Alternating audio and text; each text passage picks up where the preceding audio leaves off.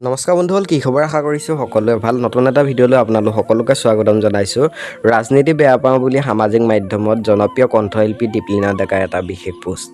কণ্ঠশিল্পীগৰাকীয়ে কিয় তেনেদৰে লিখিছে, আপোনালোকৰ মনত প্ৰশ্ন উঠিছে। আপোনালোকে সম্পূৰ্ণকৈ ভিডিঅ'টো চাই থাকক। কণ্ঠশিল্পীগৰাকীয়ে সামাজিক মাধ্যমত লিখিছে, এটা সময় আছিল কৈছিলোঁ সদায় ৰাজনীতি ভাল পাওঁ, ভাল লাগে। আজি অতি দুখ মনেৰে খুব লাজ পাই কৈছোঁ নাই, নালাগে। অতি বেয়া এই ক্ষেত্ৰখন। সকলোকে কেৱল ক্ষমতা লাগে, কেৱল ক্ষমতা। এজন নহয়, দুজন নহয়, প্ৰায় প্ৰতিজনৰে এতিয়া কেৱল তৰল ৰাজনীতিত নামিছে। কি দল, কোন নেতা, কোন দলৰ সভাপতি, প্ৰায় সকলো, কোনো বাকী নাই।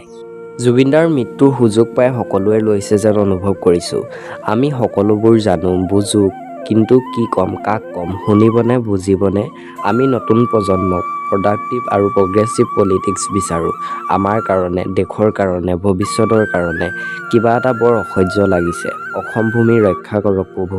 কণ্ঠশিল্পীগৰাকীয়ে সামাজিক মাধ্যমত এনেদৰে লিখিছে আৰু এই সন্দৰ্ভত আপোনালোকে কি বিচাৰ কৰে, আপোনালোকৰ মন্তব্যসমূহ কমেণ্ট ছেকশ্যনত দাঙি ধৰিব পাৰে আৰু আপোনালোকে বিচাৰি থকা খবৰসমূহ মই অনাগত দিনসমূহত দিবলৈ চেষ্টা কৰিম।